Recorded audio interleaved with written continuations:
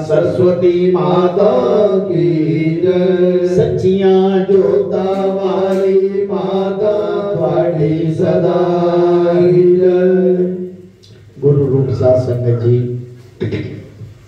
सतगुरु महाराज जी की रहमत से, कृपा से, उनके आशीर्वाद से आज छठे अध्याय का आरंभ होने जा रहा है। सभी गुरु प्रेमियों से प्रार्थना है कि ध्यान से इस बात को कंठस्थ करने की कोशिश करें। जैसे जैसे ये दिमाग में बात चलती जाएगी, बढ़ती जाएगी, गहराई में आती जाएगी, तो आप उस पर चलना शुरू कर देंगे, मनन करना शुरू कर देंगे। क्योंकि कहने की बात और है और उस पर चलने की बात और है।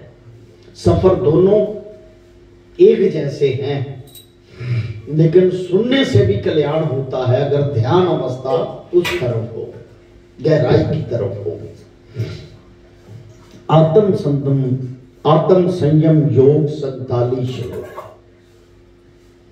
सियावर राम जय जय राम, सियावर राम जय जय राम, मेरे प्रभु राम जय जय राम, मेरे प्रभु राम जय जय राम, मेरे श्री राम जय जय राम, मेरे श्री राम जय जय राम, करो कल्याण सीताराम, करो कल्याण सीताराम। बोल सद्गुरुदेव महाराज की जय। श्री भगवान वाच, हे अर्जुन, जो कर्म योग द्वारा मेरे साथ जुड़े, कर्म योग द्वारा मेरे साथ जुड़े, यानी कि संसार के काम करते रहें और मेरे साथ जुड़े रहते, उनको इस बात का वो जिदा छाननी छान के विचों निकलता ना, छान पूरा आटा छानते हैं, प्योर आटा थले निकल आता तो छान पूरा रह जाता है। इसी तरह कहता है काम दुनिया की करते हुए मेरे साथ जो जुड़े उनकी बुराइयां सब नष्ट हो जाती हैं, चांद बुरे की तरह सब बुराइयां नष्ट हो जाती हैं।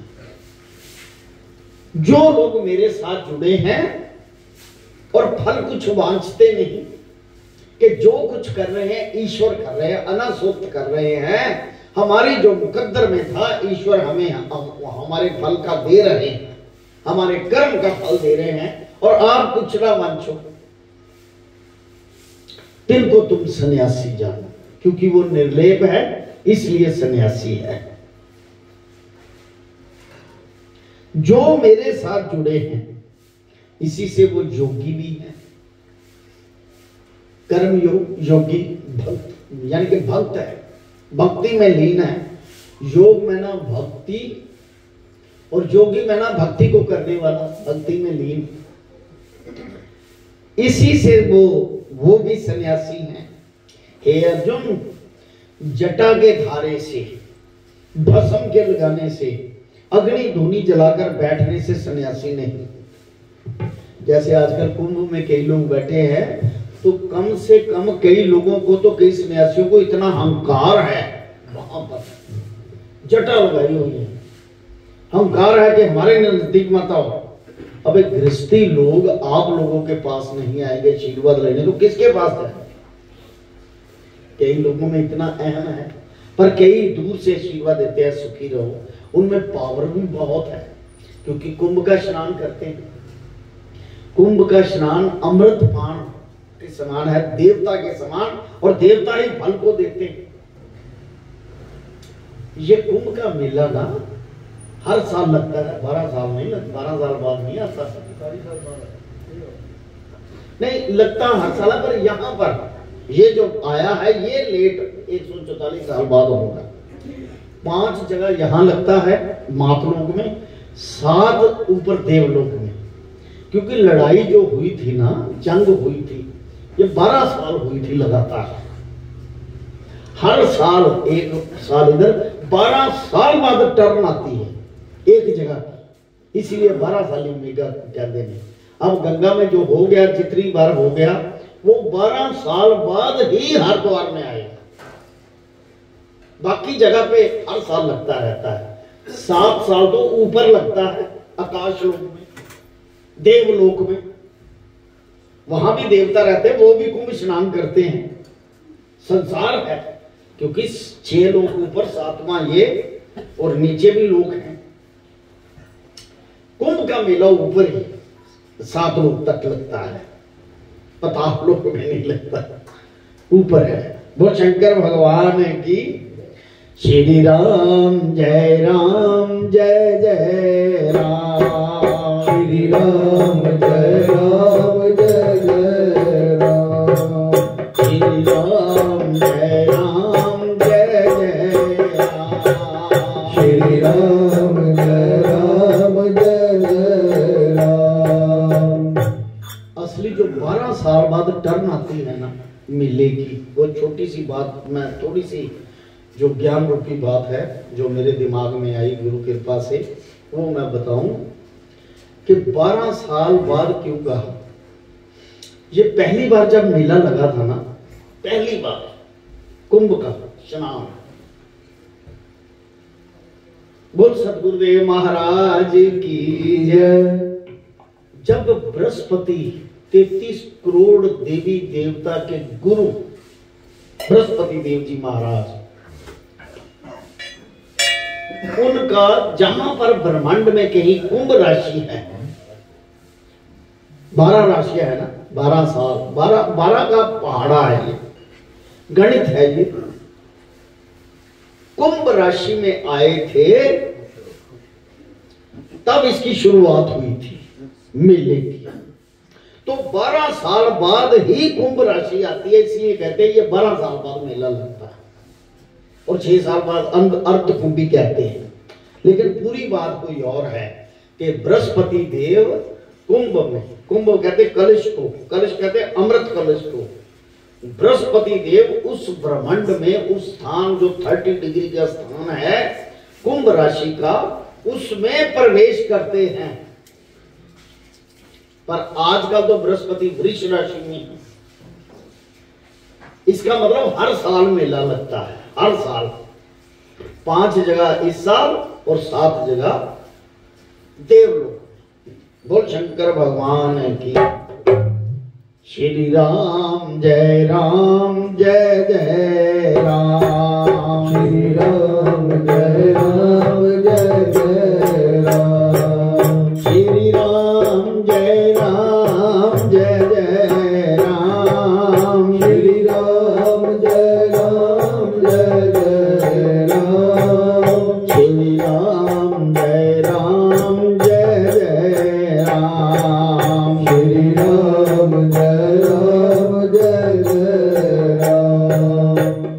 उन्होंने कहा है अर्जुन, जटा के धारण करने से या भस्म के लगाने से, अग्नि धूनी जलाकर बैठने से सन्यासी नहीं होते। हे पांडव, योगी जन सन्यासी उसको कहते हैं जिसके मन में मेरे चरण कमल के बिना कुछ भी नहीं। अब चाहे जटा रमाए या फिर गृहस्थी हो, कोई भी हो, या राक्षस बुद्धि का ही क्यों ना हो। अब प्रहलाद जो थे वो कौन थे? राक्षस थे, राक्षस के घर में पैदा हुए थे, लेकिन ध्यान अवस्था जो थी ईश्वर के चरणों में थी, नारायण के चरणों में थी। कहते जो भी कोई कैसा, चाहे भस्म रवाने वाला हो, चाहे गृहस्थी हो, चाहे किसी भी किस्म का इंसान हो, जिनके मन में मेरे चरण कमल के बिना कुछ वांछा नहीं, कोई इच्छा नहीं, हे ईश्वर प्रभु इच्छा, जो हो रहा है प्रभु इच्छा की ओर से, मेरे स्मरण में जुड़े बिना अवांछा होती नहीं, अवांछा हुए बिना मेरे स्मरण में जुड़ना नहीं। जब मेरे स्मरण के साथ जुड़े तब अवांछा हुए बिना योगी कोई नहीं। इस कारण से संन्यास और योग एक से है। चाहे कोई गृहस्थी योगी है, चाहे कोई सन्यासी योगी है, कहते वो दोनों एक जैसे हैं, क्योंकि ध्यान अवस्था मेरे में लगाएंगे तब मेरे में। चाहे कोई गृहस्थी हो, कोई बात नहीं। वो शंकर भगवान है कि जो कोई मेरे योग के साथ जुड़ना चाहे तिसको मेरे जानने के जो सत्य कर्म स्नान आदि से लेकर सो करने ही चाहिए, जो मेरे साथ जुड़े, क्योंकि स्वच्छ होकर ही ईश्वर के चरणों में आओगे। ईश्वर ने एक बात कही है कि विष्ठा वाले बर्तन में खीर नहीं डाली जाती, यानी कि गंदे बर्तन में खीर नहीं पड़ती।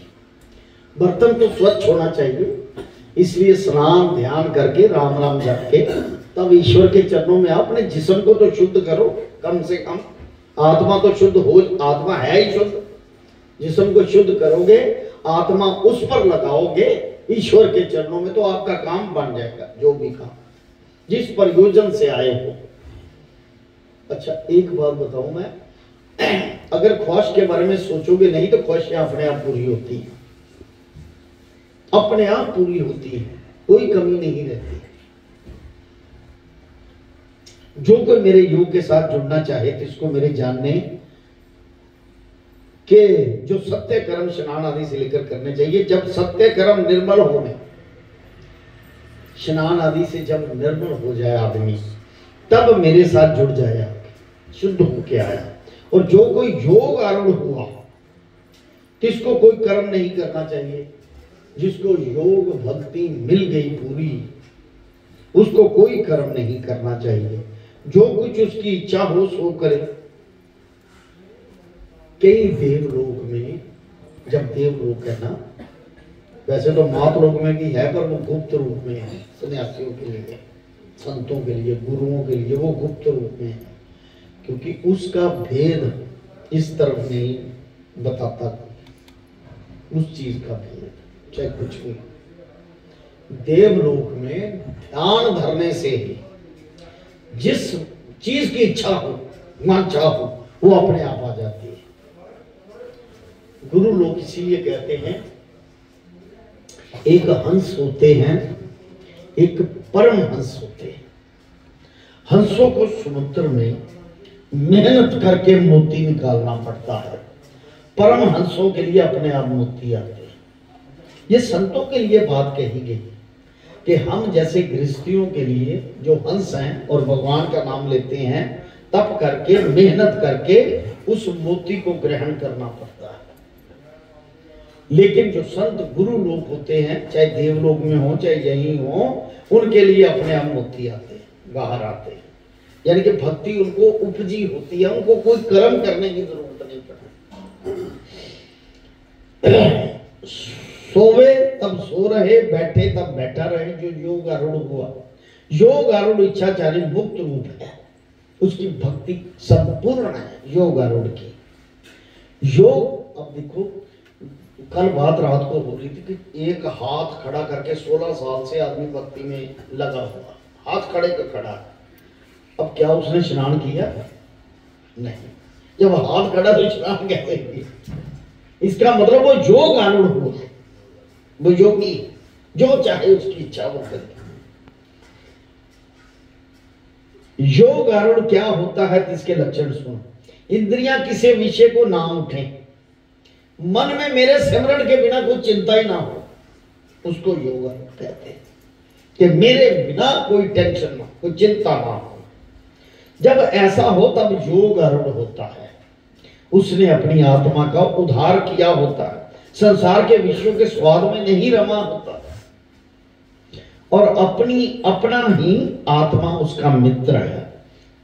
आत्मा जो होती है अपना ही मित्र होता है, अपना ही शत्रु होता है। अपना शत्रु किस लिए? कि हम बुरे काम में लग जाए तो आत्मा अपना ही शत्रु बन गया, अच्छे काम में लग जाए तो आत्मा अपनी मित्र बन गई। और एक बात बता दूं, अपने सिवा ना कोई आपका मित्र है और ना कोई आपका शत्रु। आप अपने आप को शत्रु बना सकते हो, अपने आप को मित्र बना सकते हो। अपना आप ही आपका मित्र है। पहले तो अपनी आत्मा का सुधार करो, बाद में लोगों का देखेंगे। पहले तो अपना सुधार होना जरूरी है ना। जिसने विषयों से वर्ज कर अपना आत्मा मेरे भजन के साथ जोड़ा है, तो इसका अपना आत्मा मित्र है। मेरे साथ जिसने जोड़ा, जिसने मुझको विसार कर अपनी आत्मा विश्व में लगाई है, गलत तरफ लगाई है, उसका आत्मा शत्रु है अपना। फिर ना कोई मित्र है ना कोई शत्रु है। जिसने आत्मा को विश्व से वज्र कर परमात्मा पार ब्रह्म अविनाशी के साथ जोड़ा है, सो परम शांति सुख को प्राप्त हुआ। उसको शीत उष्ण भी नहीं व्यापता, ना ठंड लगती ना गर्मी लगती। उसे मेरी कृपा से और कोई दुख नहीं व्याप सकता।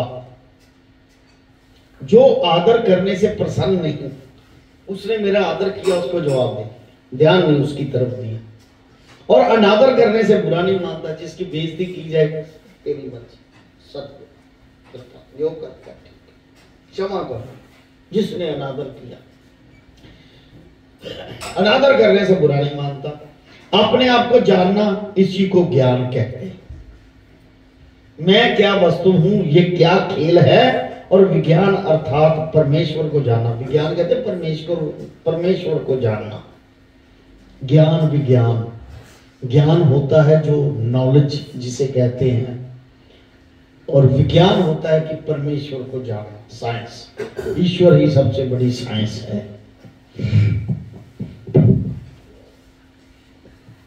इसको 13वें अध्याय में कहेंगे ज्ञान विज्ञान जो है। जिसने ज्ञान विज्ञान रूपी अमृत पान किया है, जिसका आत्मा तृप्त हुआ है। आत्मा तृप्त का मतलब जो मिल गया ले लिया, जीवन जीने के लिए कोई ख्वाहिश नहीं रही, किसी चीज की चिंता नहीं रही।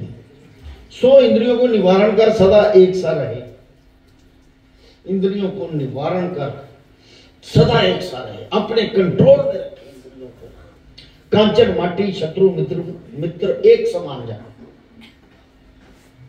सोना मिट्टी दुश्मन मित्र सब एक समान जाना। जब ध्यान उस तरफ है तो उसके लिए ना कोई शत्रु है ना मित्र है। जब ध्यान उस तरफ है, ये पूर्ण योग के लक्षण है। ये गृहस्थी भी कर सकता है, पूर्ण योग के लक्षण है।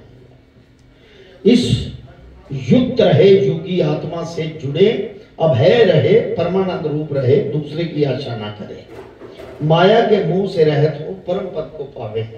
जो कोई और भी योग आरूढ़ हुआ, चाहे उसकी बात सुन वह क्या करे। प्रथम तो एकांत में कोई और, आप देखो एकांत स्थान में एक थड़ी 4 उंगल ऊंची, यानी कि जहां पर तप करना है जमीन से थोड़ा ऊपर उठ के 4 इंच, 4 इंच कितना, इतना तो होता ही है, थोड़ा बड़ा होता है इससे, 4 इंच ऊंची थड़ी, जिसमें कंकर टोया टिब्बा ना हो, प्लेन हो बनाए, क्योंकि बैठना है ना उस पर, ऐसा साफ थड़ा बनाकर जिस पर गोबर का चौका फेरे, तब गोबर होते थे, आजकल तो पत्थर के थड़े बन जाते हैं। इस पर कुशा, उस पर मृगशाला बिछा के ऊपर कपास का धुला हुआ कपड़ा डाले। अब चाहे तो मृगशाला, मृगशाला कहते हैं हिरण की खाल, मृगशाला, या फिर कुशा का आसन, ये पवित्र है सारे। भगवान शिव ने भी जो ओढ़ी हुई है, क्या ओढ़ा है भला, शेर की, उन्होंने शेर का ओढ़ा हुआ, किसका, नरसिंह रूप का। वो कहता है आपने ये नरसिंह रूप धारण किया, ये तो ना पुरुष है ना स्त्री, कोई भी नहीं, ना जानवर है ना कुछ है, ये क्या किया, इसको कौन करेगा धारण। विष्णु भगवान को कहा जब नरसिंह रूप बन गया, तो कहते हैं आप जानो क्या करना है इसका। कहते चलो इसको मैं ओढ़ लेता हूं। उनकी खाल उन्होंने ओढ़ी थी, भगवान शिव शंकर, एक ही स्वरूप है ना तीनों का, अलग अलग कार्य हैं इनके, स्वरूप एक ही है। श्री राम जय जय राम, श्री राम जय जय राम, श्री राम जय जय राम, श्री राम जय राम, शंकर भगवान की। ये हम गृहस्थियों को ना छोटी सी बात सन्यासियों वाली बता दी उन्होंने कि ऐसा करो आप। हम गृहस्थियों को चाहे 5 मिनट लगाओ, 10 मिनट लगाओ, 4 इंच ऊपर धरती से कोई आसन बना लो, जैसे ये 4 इंच वाला आसन है, ऐसे उस पर मृगशाला ओढ़ के, पर वो आसन गद्दे वाला ना हो जो ऊपर से नीचे होता रहे, वो कहीं हिलना नहीं, कहीं पास आसन ईंट लगा लो या फिर थड़ा बना के गोबर लीप लो, पहले होते, पवित्र तो होना चाहिए, गोबर भी पवित्र है। कहता है ऐसे पवित्र स्वच्छ आसन पर चौकड़ी मार के बैठ के, ये श्लोक बड़ा जबरदस्त है हम लोगों के लिए। मन निश्चल करके चौकड़ी मार लिया और मन को निश्चल किया, इंद्रियां वश कर, इंद्रियों को किसी तरफ ना जाने दो, एक तरफ ध्यान कर। ऐसा होकर मेरे साथ जो जुड़े और सारी देह को सीधा रखे, ऐसा, ऐसे नहीं कि ऐसे टेढ़ा नहीं करना, ऐसे सीधा रखना, लकड़ा एकदम नहीं होना, सीधा रखना सारी देह को, चौकड़ी मार के, चाहे पद्म आसन लगा लो, चाहे सिंह आसन लगा लो, या वैसे ही चौकड़ी मार लो। बांका टेढ़ा ना करे, सिर ग्रीवा को भी सीधा रखे, सिर ऐसे सीधा रखे, ऐसा निर्मल होकर बैठकर अपनी नासिका का अग्रभाग देखे, यहां पर देखे, नाक का अग्रभाग, यानी कि जहां से नाक शुरू होती है, जहां पर तिलक ऊपर नीचे लगता है वो नहीं, वैसे तो तिलक यहां पर ही होना चाहिए। तिलक का स्थान ये है, नाक के 2 भौहों के सेंटर में, ये तिलक का स्थान यहां पर लगा है। और किसी दिशा को ना देखे, ना इधर देखे ना उधर देखे, अपनी आत्मा को परमात्मा में लीन करे, अपने इष्ट का ध्यान करके यहां पर ऐसे सीधा बैठ के नासिका के अग्रभाग को देखकर जो गुरु मंत्र दिया उसको जपना शुरू करते, अगर उस तरफ जाता है ध्यान, फिर खींच के लाओ, आंख खोल लो, फिर खींच के लाओ, यानी कि बार बार उसको मन से लगाम से खींच के लाओ। बोल शंकर भगवान की कोई नहीं, कोई राम राम बार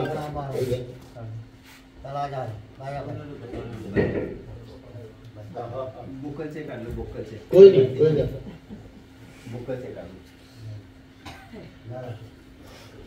किसी को भय ना करे, डरने की जरूरत नहीं, भगवान तब रक्षा करने आ जाता है।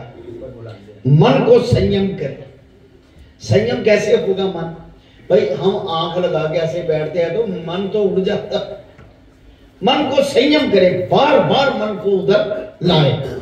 इसका एक और ट्रेनिंग का पीरियड है कि आप शीशा सामने रख के अपने आप को दिखना शुरू कर दो। ऐसे बंद करो फिर देखो, नहीं तो जो आपका इष्ट है उसकी फोटो सामने लगा दो, उसको देखते रहो, ऐसे देखते रहो, फिर बंद आप करो, फिर यहां पर बंद करने की कोशिश करो। यही प्रैक्टिस करते रहो बार बार, या फिर जोत जला के उसके सामने प्रैक्टिस करते रहो, मन को एकाग्र करके। ये प्रैक्टिस करने से होगा, ऐसे नहीं होगा, एकदम नहीं होगा। हम गृहस्थी हैं, हमारे अंदर पता नहीं कितना कूड़ा करकट है, ये ऐसे नहीं होगा एकदम, धीरे धीरे होगा। किसी का भय ना करे, मन को संयम करे, मन का निश्चल चेता मेरे में रखे, इसी भांति मेरे साथ योग जुड़े, इन लक्षणों से साथ जुड़े तो परम शांति सुख अथवा निर्वाण पद को प्राप्त हो जाएगा। यानी कि ये रास्ता है निर्वाण पद का। चाहे 5 मिनट लगाओ, 10 मिनट लगाओ, ज्यादा देर तो नहीं लगा सकते गृहस्थी लोग। इतना ही बार बार प्रैक्टिस करने से, साथ में भजन कीर्तन करते रहो अपने गुरु की शरण में आके, या घर में ही भजन कीर्तन करते रहो, उसमें क्या है। हे अर्जुन, और भी किसकी युक्ति सुन, जो प्राणी उदर भर के भोजन खावे, ज्यादा पेट भर के खाना खावे, उसे योग प्राप्त नहीं होता। नींद आ जाती है, आलस पैदा होता है। अच्छा निके निके न्याणे होंदे सी, लगदा सी ਅਸੀਂ ਵੀ ਨਿੱਕੇ ਨਿੱਕੇ ਸੀ, ਨਿਆਣੇ ਕਹਿੰਦੇ ਮੈਂ 3 ਪਤਲਾਂ ਚੌਲਾਂ ਖਾਧੇ, ਪਤਲਾਂ 'ਚ ਚੌਲ ਹੁੰਦੇ, ਕਹਿੰਦਾ 3 ਪਤਲਾਂ ਭਰ ਕੇ ਚੌਲ ਖਾਧੇ, ਨਿੱਕੇ ਨਿੱਕੇ ਨਿਆਣੇ स्वाद तो होंगे सी। कहते जी भर के, जितना स्वाद, जितनी आपको भूख है उससे 1 रोटी कम खाओ, चेतन है, क्योंकि रोटी सिर्फ जिंदा रहने के लिए खानी है, और जिंदा इसलिए रहना है कि उसका भजन करें, अपने ईश्वर का, अपने गुरु का, अपने इष्ट का भजन करें। ये पक्की बात है कि भजन के बिना सुख नहीं। जो भजन करता रहता है 24 घंटे, जिसका ध्यान लगा रहता है ईश्वर की तरफ, कोई बात भी करने आ गया, आओ जी आओ जी, आओ जी सतगुरु महाराज की कृपा नाल तुसी आए हो, आओ बैठो, और की चाहिए चाह, और राम राम तुम्हारा, गुरु कृपा सब कुछ। 24 घंटे उसका ध्यान रखो, 24 घंटे, सोते समय भी उसी का ध्यान रख के सो जाओ, फिर देखना चमत्कार उसका। ये प्रैक्टिकल बात बता रहा हूं, उसका चमत्कार का। आप कुछ ना भी मांगो, सब कुछ दे देता है। रेख में मेख वही मार सकता है और कोई नहीं मार सकता, रात को दिन वही कर सकते हैं और कोई नहीं कर सकता। आपका गुरु कर सकता है, वही भगवान है, वही ईश्वर है। जो प्राणी उदर भर के भोजन खावे वह योग नहीं होए। योग किस भांति प्राप्त हो, सुनो, युक्ति का आहार हो, जितने पेट को चाहिए उतना, उससे कम युक्ति का। विवेकी पुरुष 2 ग्रास भूखा रहे। जो ज्ञानी है ना, 3 की अगर भूख लगी है तो 1 रोटी कम कर दे। विवेकी पुरुष, जिसमें श्वास सुखी चले, सांस भी सुखी चलनी चाहिए ना, अत्ते तक रोटी फसी हुई थे, साह कितने आना, और गिरे भी नहीं। मस्त हाथी जैसा मंद मंद चले, जूता ना पावे, दृष्टि कर पृथ्वी को देखता चले। ये तब की बात, आजकल तो चलो कलयुग है, जगह जगह पर कंकर पत्थर पता नहीं क्या क्या गिरा हुआ है, तो जैसे ये सड़क ही टूटी है तो वहां कुछ ना कुछ तो पाओ। क्योंकि आजकल संत लोग इन्होंने ये बात कही है कि अगर आपको कोई दुख, कांटा या शत्रु तंग ना कर सके, इसलिए जराबे पहन के चलो, यानी कि अपने आप को सावधानी करके चलो। आजकल तो पहनना पड़ता है ना सड़कों में जाके। दृष्टि कर पृथ्वी को देखता चले, जहां कोई जीव जंतु कंकर कांटा ना हो वहां चरण धरे।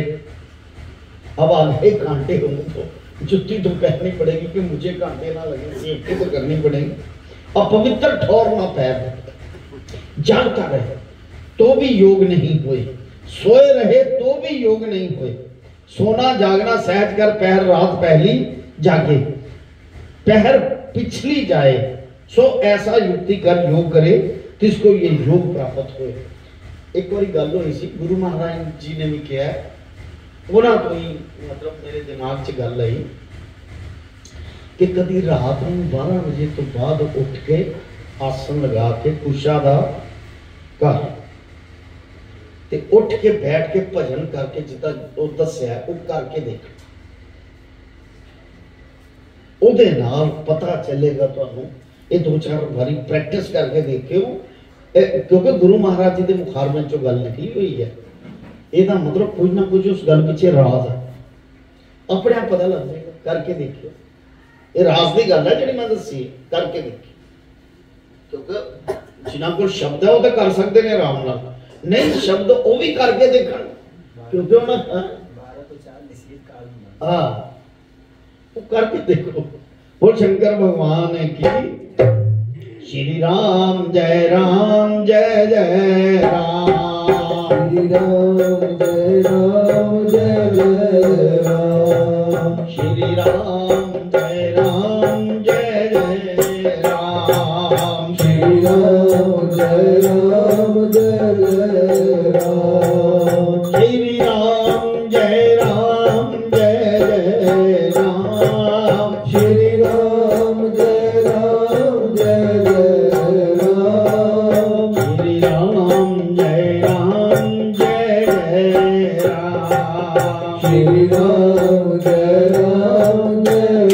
राम। शंकर भगवान की जय। इसका नाम दुखनाशक योग है। विवेकी पुरुष योगी का मन जब आत्मा के साथ जुड़ जाए तब इसके मन में किसी वस्तु की वांछा नहीं रहे, जिसको योग युक्त कहते हैं। बोल शंकर भगवान की है। अब योगी को एकांत, बोल शंकर भगवान की है।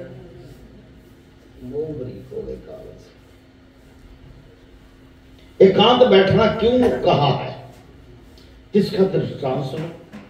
जैसे जिस जगह पवन नहीं चलती उस जगह दीपक निर्मल अडोल ज्योति रखता है। हवा चले तो ज्योति ऐसे ऐसे होती है, बुझ ना जाएगा। इसी तरह एकांत में अकेला बैठे और जो पवन लगने के साथ स्थान में रखे तिसकी ज्योति डूले है। इस कारण से योगी को एकांत बैठना कहा है।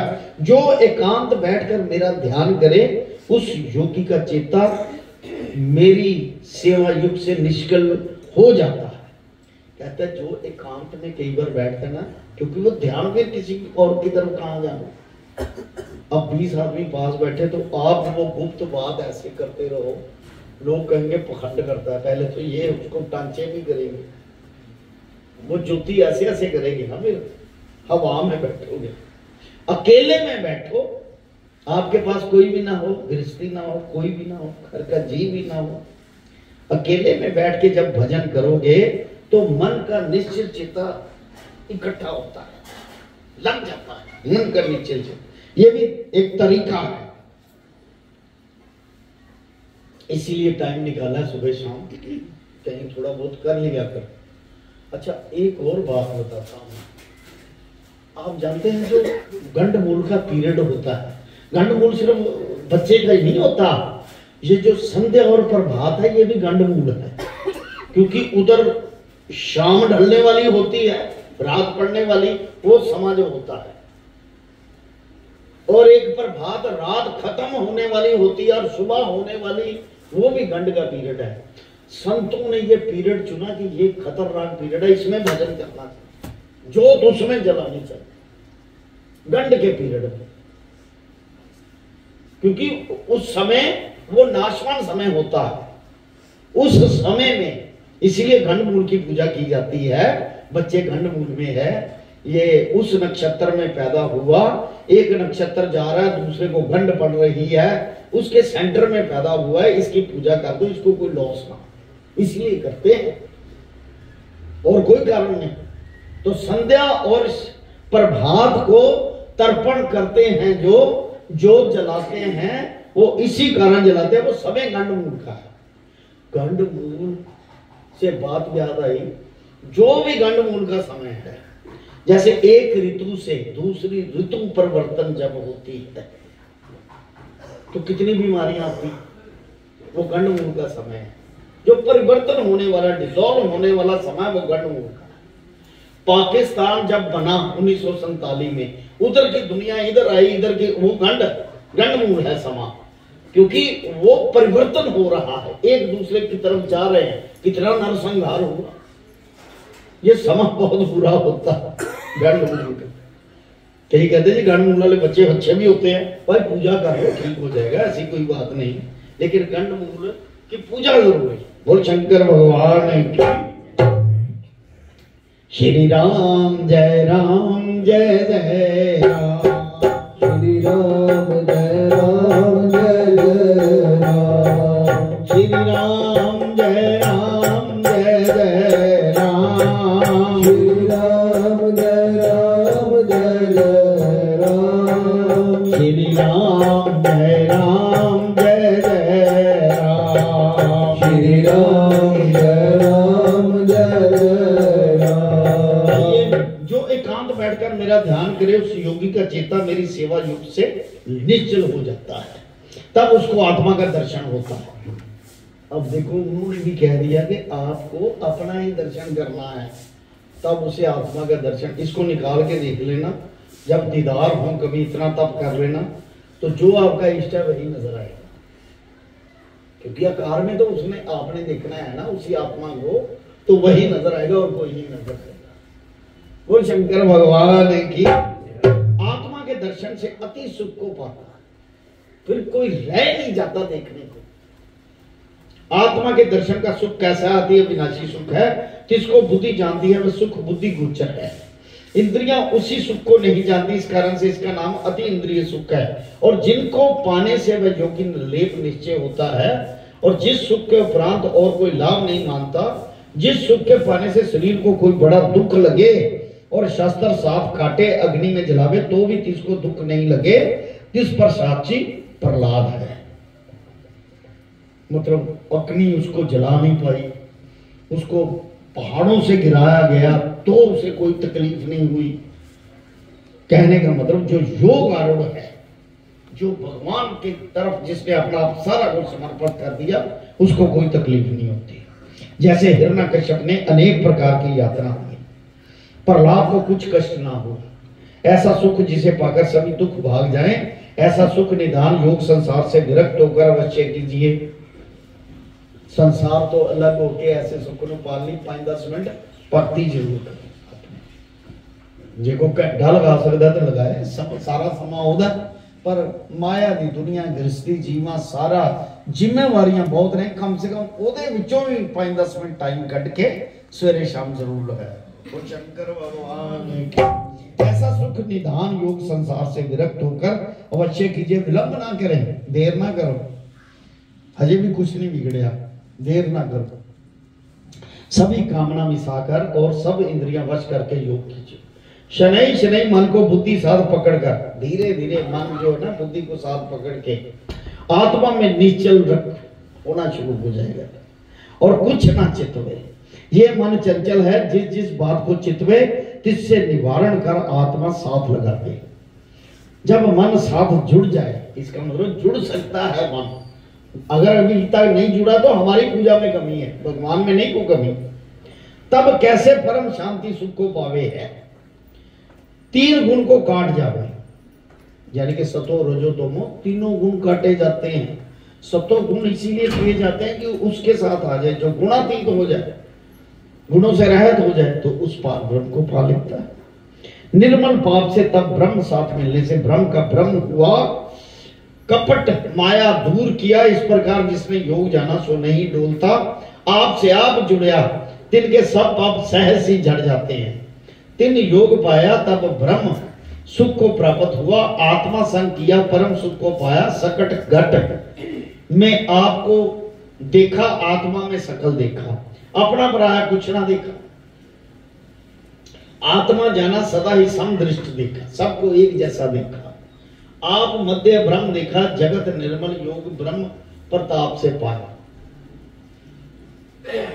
अपना स्वभाव इस तरह का बना लो, अपने आप को कष्ट ना दो, बेचैनी ना दो, चिंता च ना पाओ, क्योंकि जिसका जो स्वभाव बने उन्हें अपने स्वभाव को परम नहीं। ये मैं रास की गल दस रहा। गुरु महाराज जी ने एक बार मैं कहा जी ऐ सच्चे को बुद्धि दे दे। मैं नाम नहीं लेना उस गल का, मैं विस्तार च नहीं जाना चाहता। कहते जिदा जो स्वभाव बन गया उसकी बुद्धि नहीं चेंज होनी, ये मरण तक बुद्धि चेंज नहीं। फिर उन्होंने सानू कोल बिठा के एक जजमेंट कराई, फिर वापस लेना। कहते मैंने कहा था ना सारे जीवन बुद्धि नहीं आ सकती। मतलब वो राज की बात है, छोड़ो। हे अर्जुन, सभी भूत प्राणी जिसको अपनी आत्मा से दृष्ट एक जैसा देखे। आप गृहस्थी लोग हो, पत्नी को पैसे की जरूरत पड़ी, पैसे दे, जाओ फला जगह जाना है, जाओ। मैं ऐसा ही करता हूं, मैं सही बोल रहा हूं, मैंने मोह ही नहीं रखा उस बात का, मैं ऐसा ही करता हूं। बच्चों को जरूरत पड़ी, डैडी 50 रुपए चाहिए, ये लो, मैंने पूछा ही नहीं किसी लिए से। कोई काम पड़ गया, कोई घर में नहीं है, ये कराओ, ये बच्चे को अच्छा ले आता हूं। काम सारे हो रहे हैं, लेकिन क्या कहते हैं उसको, निर्लेपता से हो रहे हैं कि मेरा मोह नहीं, इनको जरूरत थी इसलिए मैंने किया। ऐसा स्वभाव बनाओगे तो दुखी नहीं रहोगे, कोई दुख नहीं व्यापेगा, सभी कष्ट खत्म हो जाएंगे। किसकी ऐसी समदृष्टि हुई, अपने में भी मुझको लगा लो, देखे जो सब मुझ आत्मा ब्रह्म को देखे, सभी भूत प्राणी मुझ विराट पुरुष पर बैठे देखे। ऐसा देखे, ऐसी जिसकी समदृष्टि गई, इसको भिन्न नहीं, मुझसे वह भिन्न नहीं, मैं और वह एक रूप हैं। सभी भूत प्राणियों में मुझको व्यापक जानकर जो मेरा भजन करते हैं, तिनको फिर जन्म ही नहीं होता। सारे भूत प्राणी मेरे अंदर हैं, ऐसा जानकर जो भजन करते हैं, और सब जनों में मैं व्याप्ता हूं। उनमें मेरा भजन क्या है सुनो, मेरा भजन किए सुनो। हे अर्जुन, जैसा आपने अपने आत्मा में दुख सुख लगता है, तैसे ही दूसरों को जाने। जिदा तुहानू दुख लगता है ना, इदा समझो कि मैं कोई ऐसा छल कपट ना कर जावा, ऐसा स्वार्थ रख के कोई क्रोध ना कर जावा कि किसी को दुख लग जाए, क्योंकि जिदा का तुहानू दुख लगता उदा का अगले को लगता। ऐसा निर्लय हो जाए, ये जानकर किसी को दुखावे नहीं, सबका सुखदायक मित्र होकर बरते। मेरे मत में सब योगियों में वह योगी श्रेष्ठ है जो सबको सुखदायक है। हो सके तो अपना किसी को सुख दे दे। हाँ जी, की जरूरत है फलानी जगह, चलो मैं चल रहा, अमृतसर जाना है, जाना कर देना काम। हो सके तो अपनी खुशी दे दो किसी को, अपना सुख दे दो। ऐसा जीवन करोगे तो प्रसन्न रहोगे, बाकी का जीवन सुखी जीवन कटेगा। काम भी हो रहे हैं, सब कुछ हो रहा है, आप भजन भी कर रहे हो और जीवन भी सुखी चल रहा है। ये व्यवस्था आपकी हो जाए तो ईश्वर आपके साथ साथ ही है, आपसे अलग नहीं है। अर्जुनवाच, ये जानकर किसी को दुखावे नहीं, सबका सुखदायक मित्र होकर बरते। मेरे मत में सब योगियों में श्रेष्ठ है जो सबको सुखदायक है। अर्जुन श्री कृष्ण भगवान जी से प्रश्न करते हैं, हे मधुसूदन जी, तुमने जिस योग को मुझे उपदेश किया है, हे प्रभु जी, ये योग तो मेरे में नहीं है। अब कहता है ये तो मेरे में है ही नहीं, मेरे में तो वो स्वार्थ आ गया, मोह आ गया, और मैं ऐसा योग कर भी नहीं सकता क्योंकि मैं कच्चा हूं, अभी कर नहीं सकता। हे भगवान, मन तो चंचल है, मन मस्त हाथी की तरह बलवान है, इस मन को पकड़ना मैं पवन से भी कठिन जानता हूं। अर्जुन के प्रश्न का उत्तर श्री भगवान कहते हैं, भगवान वाच हे महाबाहो अर्जुन, इसमें कुछ संदेह नहीं कि मन चंचल है, पकड़ा नहीं जाता, पर इसके पकड़ने के दो उपाय हैं। सुन, मन को कैसे पकड़ना है, इसके दो उपाय। एक तो मेरे साथ प्रीति करो, संसार के विषयों से वैराग्य, इससे मन निश्चल होता है, क्योंकि 24 घंटे उसी का ध्यान रहे तो मन निश्चल हो जाता है। सो जिसने मेरे साथ प्रीति नहीं करी, संसार के विषयों से वैराग नहीं किया, सो मुझको नहीं पावेगा।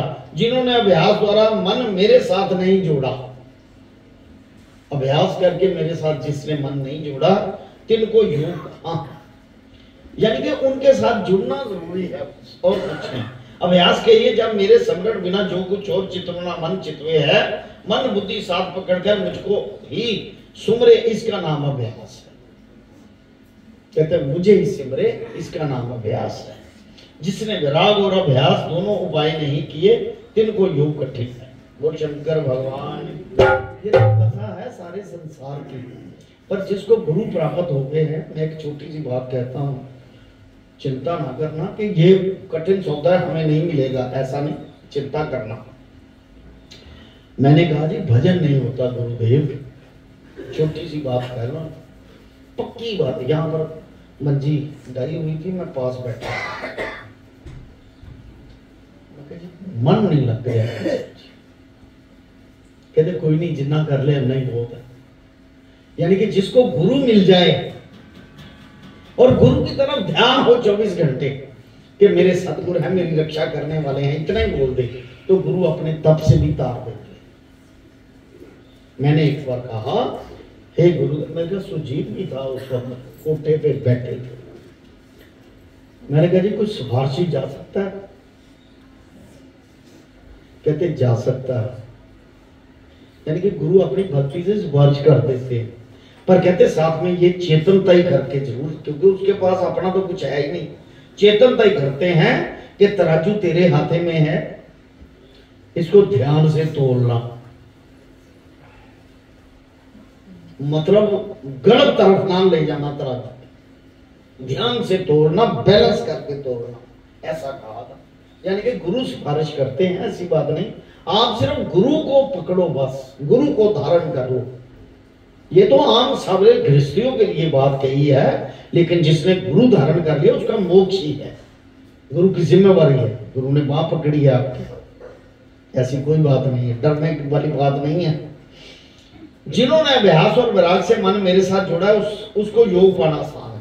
यानी कि एक बार गुरु के प्रति विराग अपना जरूर बना लो, नहीं भक्ति होती तो ना सही, पर अपना विराग बना लो कि गुरु को ये दर्द हुआ और आपके हृदय में वो दर्द होना चाहिए, ये विराग बना लो। गुरु को इस चीज की अब जरूरत है, वो दौड़ के काम करो, जिस चीज की जरूरत है ये विराग पैदा कर लो। ये भी भक्ति है, ये भी योग के साथ जुड़ना है। ये बहुत बड़ी बात है, छोटी बात नहीं मैं कह रहा, ये गुरु कृपा से बात आई है जो आपको बता दी। अभ्यास विराग दोनों उपाय मन को पकड़ने के। अर्जुन वाच, अर्जुन प्रश्न करे है, हे महाप्रभु जी, जिन तुम्हारे साथ योग जोड़ा है, देह छूटने के समय तिनकी श्रद्धा अर्थात प्रीति तुम्हारे योग से छूट किसी और बात पर चली गई। कहते हैं सारी जिंदगी ਤੁਹਾਡੇ ਨਾਲ जुड़े रहे, पर आखिरी समय तक ध्यान किसी और पासे चला गया। तिनकी श्रद्धा अर्थात प्रीति तुम्हारे योग से छूट किसी और पर गई, सो प्राणी योग की विधि को नहीं प्राप्त हुआ। हे श्री कृष्ण भगवान जी, सो किस गति को प्राप्त हुआ? आखिरी समय का ध्यान ही नहीं ਤੁਹਾਡੇ ਵੱਲ ਗਿਆ ਤੇ ਕਿਹੜੀ गति ਉਹਨੂੰ मिली? तुम्हारे योग से भ्रष्ट हुआ नहीं, उसकी सारी सिद्धि निष्फल गई या कुछ गति भी हुई। जैसा मेघ वर्षा के निमित्त उमंग कर संसार में आवे, किसी और से पवन आके मेघ को खंड खंड कर दे, वर्षा ना हुई, मेघ की भांति योगी का योग नष्ट हुआ या उसकी गति हुई। हे जनार्दन प्रभु श्री कृष्ण जी, सो तुम्हारे योग को नहीं पहुंचा। तुम्हारा तो ब्रह्म पद है, मुक्ति पद है, विकुंठ है, तिस मार्ग से वह फिर अंत हुआ, तिसकी क्या गति कहो। हे प्रभु मेरे मन में संशय काट दो, अब तुम बिना इस संशय को छेदन हारा कोई नहीं। अब विश्वास बनना शुरू हो गया ईश्वर की प्रति। भगवान वाच, हे अर्जुन, उसके योग को तू नाश हुआ मत जान, जिसने सारी जिंदगी तप की। हे अर्जुन, जिसने एक बार भी मेरा नाम लिया और नमस्कार किया, मैं सत्य रूप अविनाशी सदा कल्याण रूप हूं। अब योगी जिसका मन देह छूटने के समय स्मरण को त्याग के और बात पर गया तो इसकी गति सुन। जिस स्वर्ग को पाने के लिए मनुष्य बड़े बड़े दान करते हैं, यज्ञ करते हैं, स्वर्ग मेरे योगी को दंड है, वो स्वर्ग उसे मिलता है, वो दंड है मेरे योगी को। आखिरी समय ध्यान नहीं किया, हाँ, उसको वो स्वर्ग मिल जाता है। यानी कि जो लोग आखिरी समय में जिसका ध्यान और तरफ चला गया, उसकी भक्ति वेस्ट नहीं गई, उसको दंड के रूप में जहां पार ब्रह्म पद मिलना था उसे, वो देवलोक मिल गया जहां से वापस आ सकते हैं ख्वाहिशें पूरी करके, क्योंकि उन्होंने जो भक्ति की उसका फल तो मिलना है उसे। भगवान बंदा मजूरी देता है, कद रखे करतार। जब जिसका काम करते हो, मजदूरी करते हो, उसको शाम को पता है इसको मैंने पैसे देने हैं, तो जिसके लिए सारा जीवन आपने भक्ति की वो आपको खाली छोड़ेगा? वो सिर्फ इतना सा दंड दे देगा। जैसे मुझे गुरुजी ने दंड दिया, कलकत्ते भेज दिया, कहते मिठी कैद है, 2 साल की काट लो। नौकरी दी, सारी जिंदगी मैंने जलंधर में काटी है, और एक ऊंची पदवी 2 स्टेप ऊपर की पदवी एकदम मुझे मिली थी, 2 स्टेप की, पूरा डिपार्टमेंट जलता था मुझसे, तो उन्होंने कलकत्ते भेज दिया, मेरी ड्यूटी कलकत्ते लग गई। संतों को बोला जी मैं कैसे, मैं तो घर से बाहर नहीं, स्वार्थ था ना उसमें। कहते बेटे 2 साल की कैद है, ये मीठी कैद है, तुम्हारे तप की कैद है, मीठी कैद है, ये काट। यानी कि पदवी तो उचकी थी।